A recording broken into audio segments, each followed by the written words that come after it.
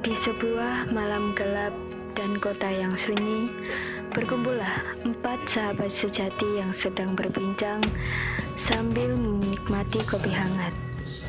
Mereka bernama Mamat, Toto, Ipul, dan Solikin. Ada lowongan kerja buat 4 orang. Jadi penjaga hutan sih, tapi gajinya 4 juta per orang. Wah, 5 juta buat jadi penjaga hutan? Sambil ngepet itu paling. Duh, kelihatan ini 5 juta beneran ya? 5 juta. Tuh. Tapi kita harus tinggal di rumah tua di sana. Kata orang sekitar rumahnya tuh agak horor. Alah, biasa saja. Zaman sekarang kok masih percaya mistis.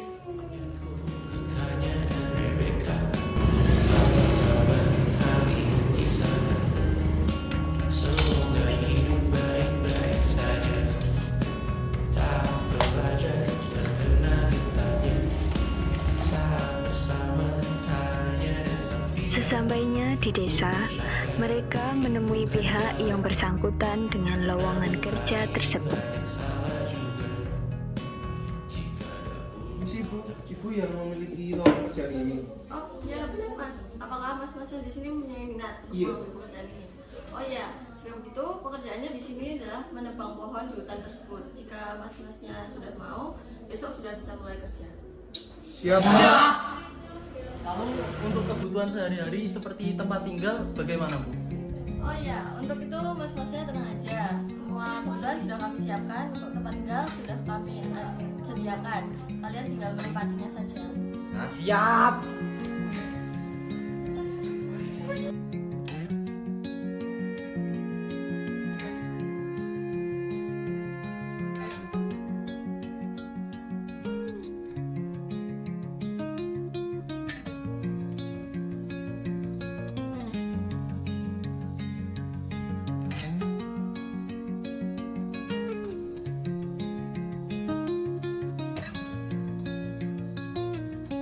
Keesokan harinya, mereka bangun pagi-pagi untuk segera melakukan pekerjaan mereka. Selamat pagi dunia. Pagi-pagi udah berisik aja. Oh iya, aku mau bergegas.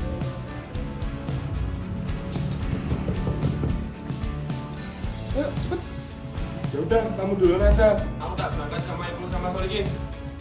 Ya udah. Ayo. Gol. Oke. Ayo berangkat. Tunggu Mamat. Setelah Mamat berangkat terlebih dahulu, Toto, Ipul, Solikin segera menyusul Mamat. Sesampainya di hutan, mereka berkumpul untuk pembagian tugas.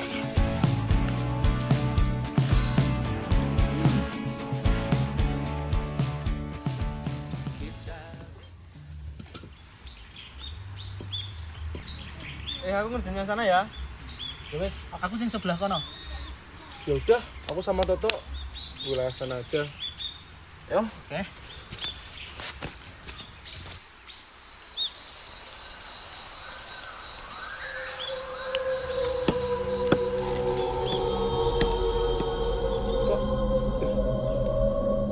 Aku merasa merinding ya.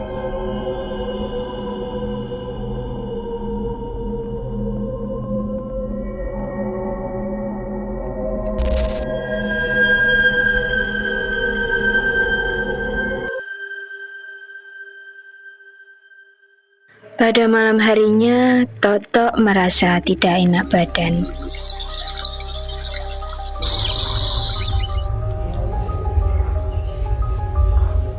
Tok, kok gak join karo liyane nang ngarep? Toto kayaknya nggak bisa join dulu deh. Loh, nyapa Toto apa loro? Mungkin gara-gara kemarin sakit. Walah, yus tak gabung karo liyane nang ngarep sik ya.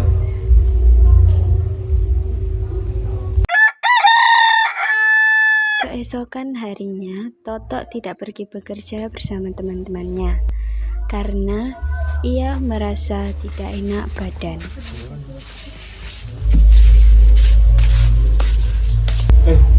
Aku kayaknya nggak bisa kerja dulu deh hari ini. Kenapa toh? Aku nggak enak badan. badan gara-gara habis kerja kemarin. Ya udah, kamu istirahat aja dulu. Ya, aku tak. Ya, makasih ya. Semangat kalian.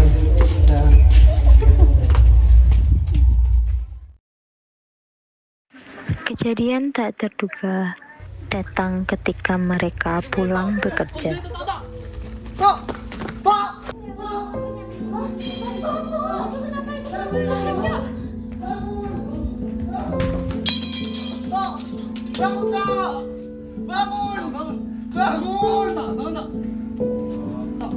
Mas, apa yang terjadi, Mas? Tadi kita lihat Toto tiduran di teras. Kenapa, Mas? Ada. Apanya yang nggak ada? Toto udah Apa maksud kalian? Mas! Setelah 1 tahun kepergian Toto, semua mulai mereda. Yanti, istri dari Toto, juga sudah mulai menerima kepergian suaminya. Mamat, Ipul, dan Solikin juga mulai bekerja sebagai penjaga hutan kembali. Awalnya, semua berjalan dengan baik, hingga suatu saat mulai terjadi sesuatu yang aneh. Kok aku ngerasanya ada yang aneh ya? Gak ada yang merhatiin. Pul, jangan bengong. Ya Mat, kenapa? Kerjaanmu udah selesai. Udah, ayo balik. Ayo. Setelah pulang bekerja, semuanya kelelahan dan beristirahat bersama. Kamu itu. Namun, Kita gaji gede. ada satu dari mereka yang tidak ada di antara mereka. Kok aku? Mas Ipul, tolong kasih jemurannya Wulan, Mas.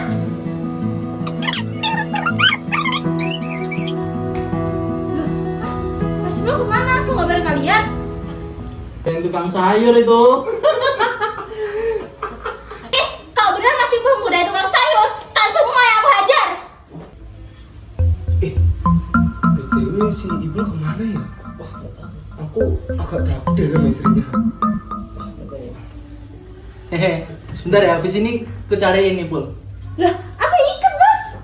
Ya udah, ayo Mbak Ulan. Oh iya. Mereka pun mencari keberadaan Ipul di sekitar rumah.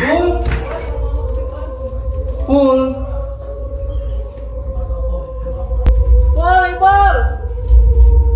Pul.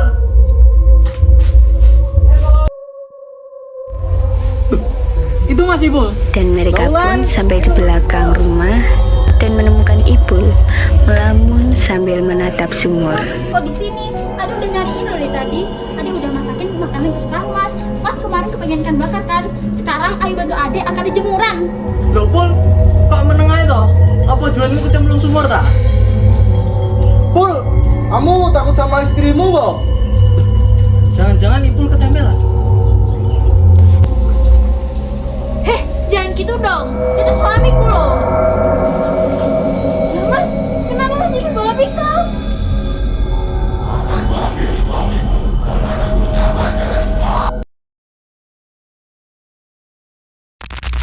Mas Ipul,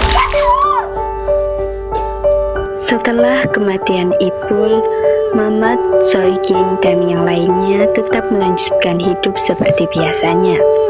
Namun, mereka masih dihantui rasa takut akan kehilangan teman yang kedua kalinya.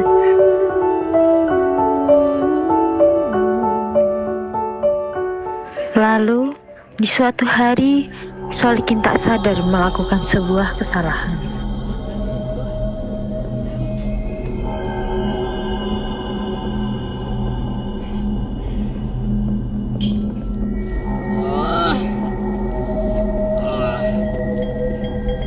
Suara apa, Wi? Suara apa, Wi?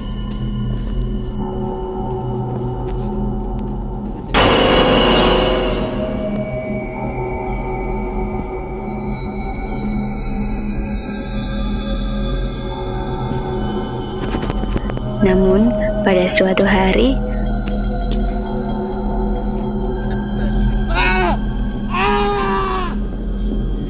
salah satu dari mereka hilang. Sementara para lelaki sibuk bekerja, para istri justru sibuk dengan urusan yang tak kalah serius. Apaan tuh? Kayaknya hot banget ceritanya. Oh, saya jualan di desa sebelah, dengar berita apa-apa, jangan-jangan cuma gosip ya.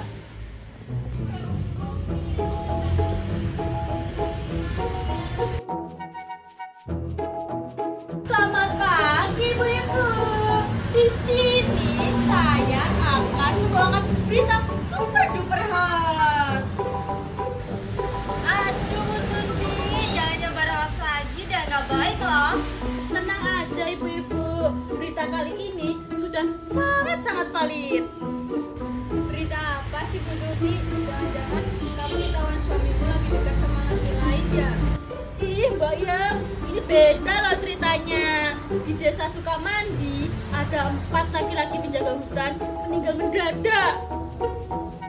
Astaga, kenapa bisa begitu? Kata orang-orang, mereka menebang pohon yang ada penghuninya. Jangan-jangan suami kita terkena hal yang sama dong. Kalau dipikir-pikir sih, ya juga ya. Nah, aku dengar-dengar juga beberapa tahun yang lalu di desa ini pernah mengalami kasus yang sama. Ya Allah, semoga suamiku tidak terjadi hal yang sama. Amin. Nanti saat kalian pulang, kalian ingatkan suami kalian loh ya, agar lebih berhati-hati lagi. Nah, benar itu ibu-ibu. Dijaga suaminya biar gak mati. Biar saya jadi janda paling kece di dunia ini.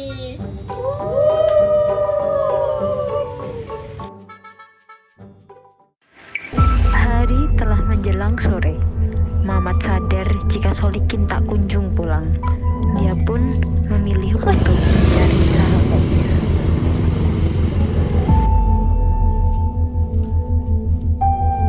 Permisi Bu, izin tanya, tahu teman saya nggak? Dia ciri-cirinya itu pakai celana panjang hitam sama kalau nggak salah terakhir dia pakai baju hitam, sama dia itu tinggi. Yang pakai dandan bukan ya? Iya betul.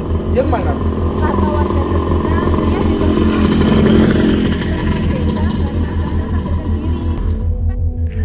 Mendengar ucapan tersebut, Mamat pun meminta untuk dipandu ke rumah tetua. Solikin? Solikin?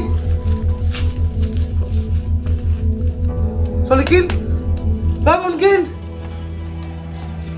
Kamu kenal dengan dia? Iya Pak. Dia itu teman dekat saya. Apakah benar kamu pendatang dari kota? Dan apa tujuanmu kemari? Iya Pak, saya kesini atas dasar perintah dari Bu Manajer Yuyun dari PT Meratus Jaya. Kamu terus-terusan menjaga orang yang ada di sini. Dan kamu akan terus-terusan diikuti oleh penjaga orang tersebut. Jadi Maka kamu dan teman-teman akan terancam nyawamu mati. Jadi 3 teman saya dibunuh oleh roh tersebut. Benar sekali. Jadi selanjutnya otomatis saya dong Mbak yang dibunuh. Itu semua kelakuanmu anak muda. Gimana Pak? Pak, tolong Pak. Tolong Pak, saya nggak mau mati Pak. Pernah kau Saya akan melakukan bayangkan segala cara bagaimana jika agar saya tidak kita mati. selamanya Jalan satu-satunya adalah dengan kamu menemukan ular ajaib itu. di ujung hari catat kita berdua dalam sejarah. Hadir sepenuhnya untuk masalah yang sedang kau hadapi.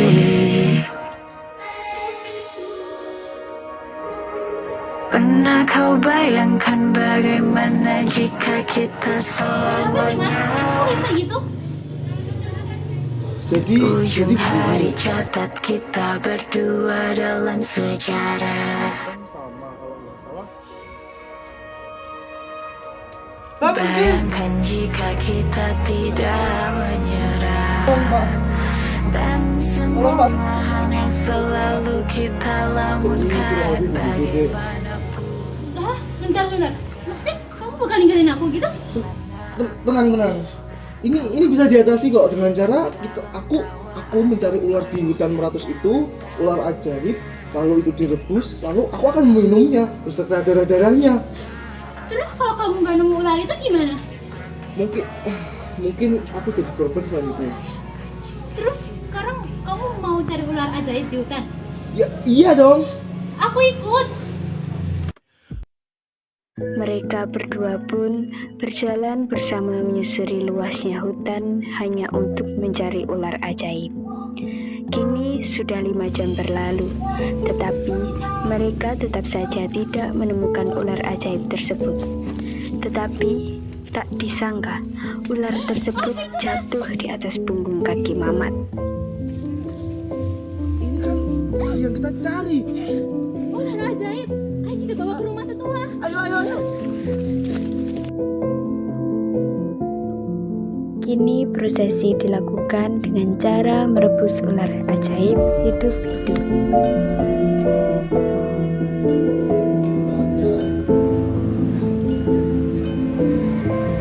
Kita akan segera lakukan proses ini.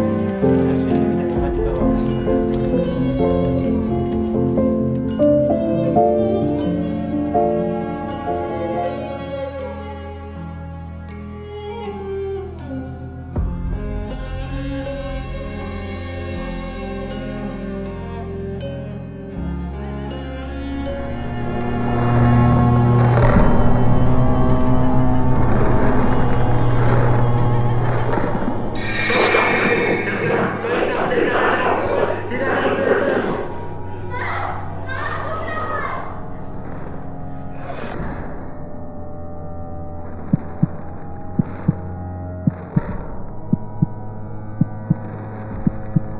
Mamat kini terbangun dalam kondisi yang lemah dan ia merenungi semua yang telah terjadi.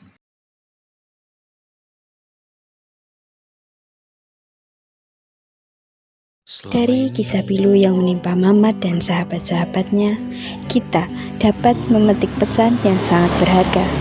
Jangan pernah merusak dan meremehkan alam demi keserakahan materi semata. Alam memiliki keseimbangan dan setiap perusak yang kita lakukan pasti akan mendapat karma buruk yang setimpal. Dimanapun kita berpijak, ingatlah untuk selalu menjaga etika, menghormati adat istiadat setempat, dan tidak bertindak ceroboh. Tergiur oleh upah yang besar, seringkali membutakan mata hati kita, hingga melupakan bahwa keselamatan diri dan kelestarian bumi adalah hal yang tak ternilai harganya. Jagalah alam kita, maka alam akan menjaga kita. Rusak alam adalah malapetaka yang akan menjemput kita. Saya, Agnesia Rismawati, pamit undur diri. Terima kasih. Bisakah kita tetap memberi walau tak suci? Bisakah